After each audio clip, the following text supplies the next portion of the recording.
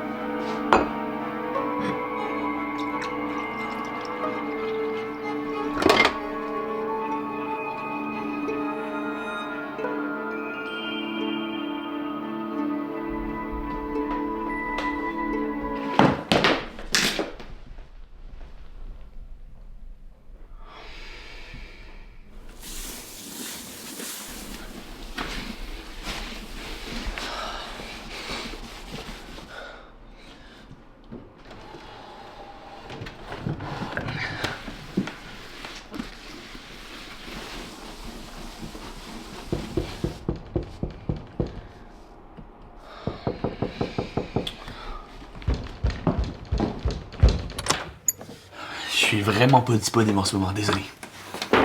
Tu vas nulle part tant que tu m'as pas payé. Je vous promets, dans un mois, c'est réglé. Je finis d'écrire mon roman, puis je vous rembourse tout ce que je vous dois. Ça fait 1 an que t'es censé avoir fini ce putain de roman. Ouais, je sais, je manque juste un peu d'inspiration ces temps-ci, mais ça va venir, là. Écoute-moi bien, le Canadien. On n'est pas dans une cabane en forêt ici. À Paris, il y a des règles, tu dois les respecter. On est civilisé. Alors si tu veux pas payer ou que tu peux pas payer, peu importe, eh bien c'est fini pour toi. Tu dois partir. Et retourner dans ton pays. Je vous le jure, je vais payer. Laissez-moi juste un dernier mois. C'est comme ça à Paris. Tu payes pas, tu pars. Ah ouais, c'est pas mal comme ça partout dans le monde, là. Au Canada aussi. Ouais, même au Québec. Vous avez des appartements au Québec. Ben oui, il y a des villes, donc il y a des appartements dans les villes. Même dans la neige. Ouais, il y a pas toujours de la neige, mais il y en a des fois, puis ça nous empêche pas d'avoir des villes. Vous faites comment pour les routes de traîneau? Les routes de traîneau. Ben oui, pour les chiens, pour vous déplacer. Ah ouais, les traîneaux pour chiens. Ben on a des petites routes entre les maisons, puis on a aussi des autoroutes, mais on appelle ça des traîneaux-routes.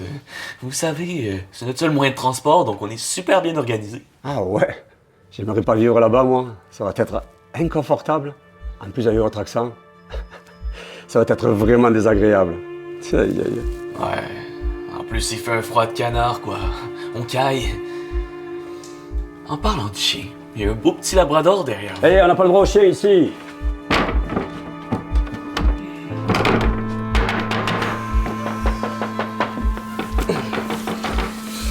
Tu vas pas transporter comme ça, le Canadien. Je te laisse 1 semaine, sinon j'appelle un huissier. Tu lui diras tabarnacle. M'en tape. C'est tabarnak, pas tabernacle. Et en passant, si tu pouvais arrêter de te balader la nuit, ça ferait du bien à tout le monde. On t'entend même à travers les murs. Fumier.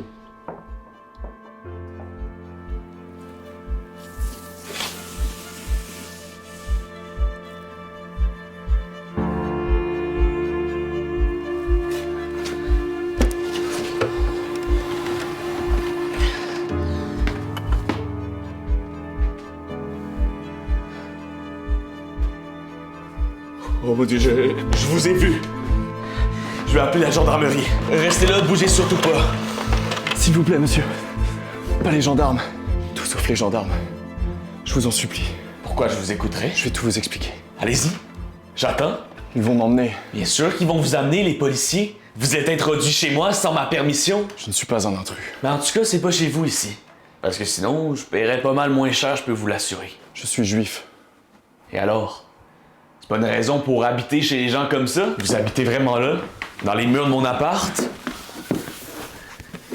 Hey, vous êtes bien installé, vous avez un lit, des livres. Ça fait combien de temps que vous êtes ici? Chez moi? Une semaine?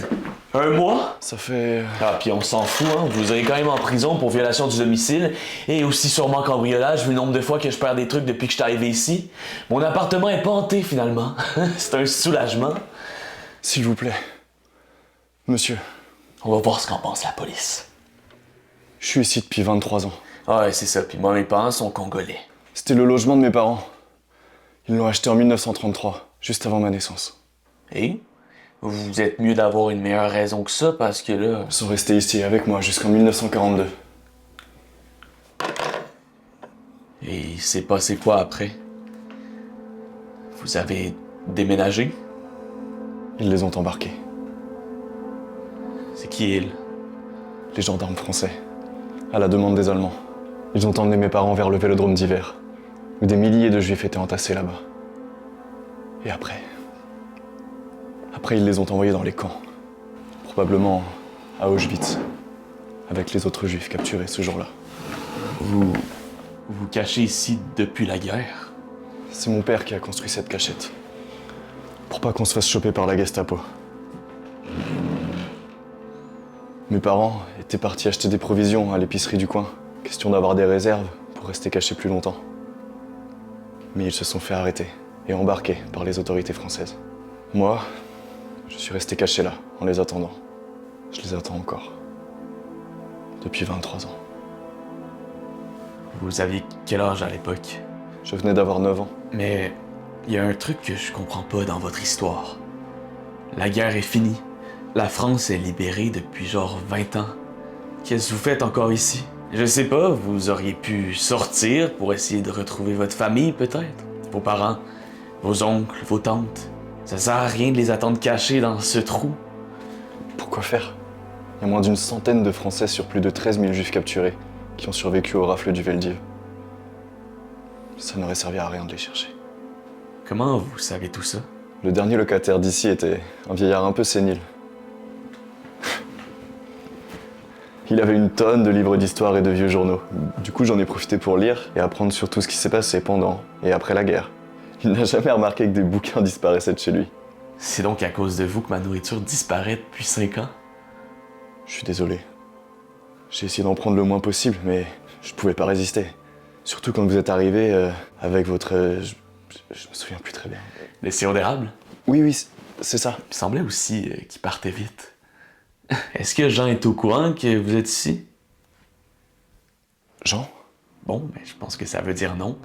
Jean, c'est le propriétaire du logement, puis disons que je pense qu'il sera pas très content d'apprendre qu'un gars vit dans les murs de son appartement depuis 23 ans sans payer. En plus, ce crétin, c'est un ancien policier, donc il pense qu'il a tous les droits du monde. Je sais pas comment il va réagir. Vous allez lui dire? Que vous êtes ici? Ben oui, je vais lui dire. C'est pas normal qu'un gars habite dans les murs de mon appartement. S'il vous plaît. Inquiétez-vous pas, là. Vous courez aucun danger avec lui. Jean, c'est plus une grande gueule qu'autre chose, puis avec votre histoire, je suis pas mal sûr que vous allez être capable de vous en sortir avec max quelques mois de prison ou de travaux d'intérêt généraux. C'est pas comme si vous étiez mal intentionné, là. Puis honnêtement, je pense que vous serez mieux en prison que dans votre trou. Mes parents aussi, on leur a dit qu'ils allaient seulement faire du travail. On n'est plus en 1945, là. C'est fini tout ça. Vous serez pas envoyé dans un camp. Ok, on fait de quoi? Je le dis pas à Jean ni à la police, mais vous arrangez pour partir d'ici avant la tombée de la nuit, en vous assurant de bien refermer votre trou, pour pas non plus qu'on pense que j'ai fait un combat de lutte dans mon appartement. Puis comme ça, tous les deux, on passe à autre chose. Ça marche? Qu'est-ce qu'il y a? Je n'ai pas ma place dans le monde extérieur. Tout le monde a sa place dans le monde extérieur. Ouais, presque tout le monde. Si je sors d'ici, je vais devoir affronter un monde nouveau, sans mes parents. sans ma famille. Cet appartement, cette cachette, ce trou, c'est tout ce qu'il me reste d'eux. C'est la seule chose qui me permet de me souvenir. Vous avez de la chance d'avoir survécu. Vous devriez tout faire pour en profiter, non? Je suis peut-être chanceux d'avoir survécu, mais je suis encore plus coupable d'être encore là. Je n'ai pas pu les sauver. Je n'ai rien fait pour les sauver. C'est pourquoi, aujourd'hui, je préfère rester caché ici, dans ce trou. Comme si la guerre n'était pas encore finie. Comme si j'avais encore une chance de les rejoindre. Vous n'avez pas besoin de les rejoindre. Vous pensez? Je pense que c'est à vous de prendre ce genre de décision. Mais honnêtement, si vous pensez vraiment que le mieux pour vous, c'est de rester caché dans ce trou en ayant peur de tout ce qui vous entoure pour le restant de votre vie, vous pouvez. De toute façon, moi, je risque de me faire expulser d'ici la fin du mois. C'est trop cher à Paris pour un écrivain qui est pas capable de finir un roman. Donc faites bien ce que vous voulez. Je suis pas là pour vous faire la morale ou pour vous dénoncer. Moi, je pensais que Paris allait m'inspirer. Mais je me trompais. En plus, les gens ici ont de la misère à m'accepter parce que j'ai un accent étranger.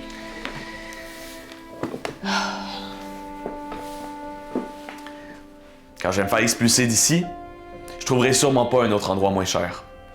Ce qui veut dire que je vais devoir rentrer chez moi et recommencer à travailler à la ferme avec mon père, comme j'étais probablement destiné de faire. Donc faites bien ce que vous voulez.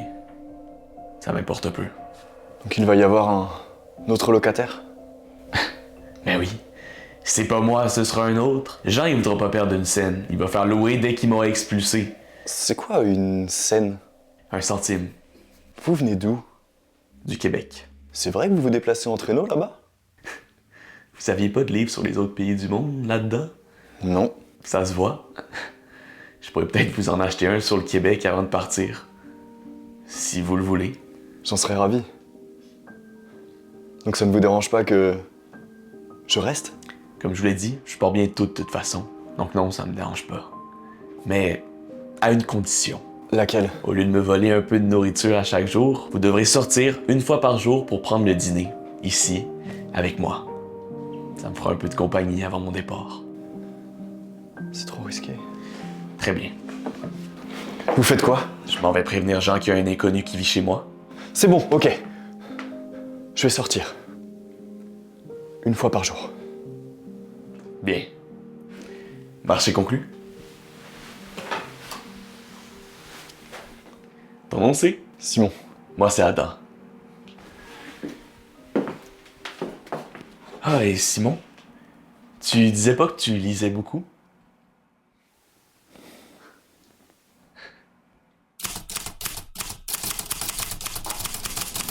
Cette partie-là, quand je l'ai lue, je n'ai pas très bien compris pourquoi tes personnages se sont cachés dans la voiture. Ou le char, comme tu dis. Ils auraient pu se défendre contre leur agresseur. Au lieu de rester cachés. Ça aurait été plus logique, selon moi. Ouais, t'as peut-être raison. J'avais de la misère à écrire à ce moment-là. Je vais voir ce que je peux faire pour modifier cette partie. Si tu veux, je peux t'aider à la retravailler. Pour que tu puisses envoyer ta première version cette semaine. De toute façon, je n'ai rien à faire dans les prochains jours. Ouais. Ouais, ok. Tu peux venir quand tu veux. T'as même pas besoin de cogner. Fais comme chez toi. Cache-toi, ça doit être Jean. Et referme le trou. Oui, oui, j'arrive.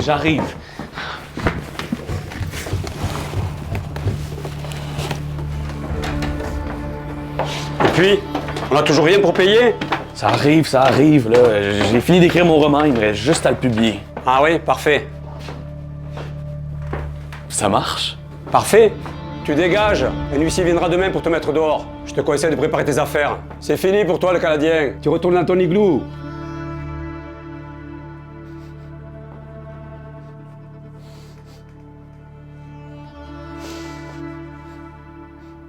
Ça sent bizarre ici. Ça sent le juif ici. Où te caches-tu, petit rat?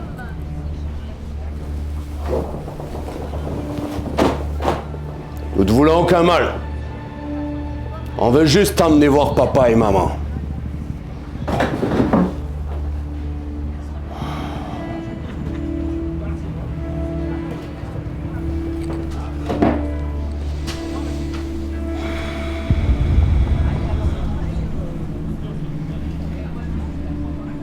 caches-tu, putain de juif? Ah, c'est quoi ça? Ton fameux roman? Touchez pas à ça. Tu ne voudrais tout de même pas que Lucie te le confisque, n'est-ce pas? Hein? Il peut pas faire ça. Ouais, c'est vrai, il en aura pas l'occasion. Qu'est-ce que vous faites? Ah, formidable, Lucie arrive plus tôt que prévu. À moins que ce soit mes amis policiers qui viennent pour s'amuser un petit peu avec toi.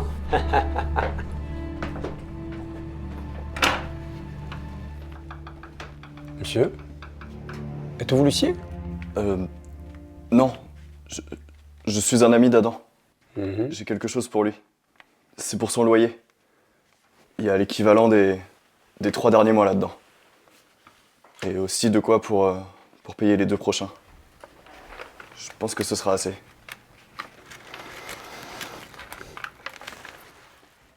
Eh, t'es chanceux, toi, d'avoir des amis comme ça.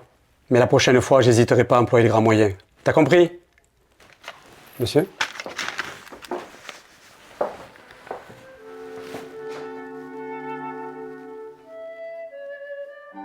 Mes parents avaient de belles économies à l'époque.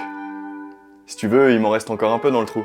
Une fois ton roman terminé, on pourra peut-être sortir à l'extérieur pour en profiter. Si tu veux. Alors voilà, c'était mon histoire de cette semaine. J'espère que ça vous aura plu. Si c'est le cas, laissez un pouce bleu et abonnez-vous. Et sur ce, on se retrouve très bientôt dans une nouvelle histoire.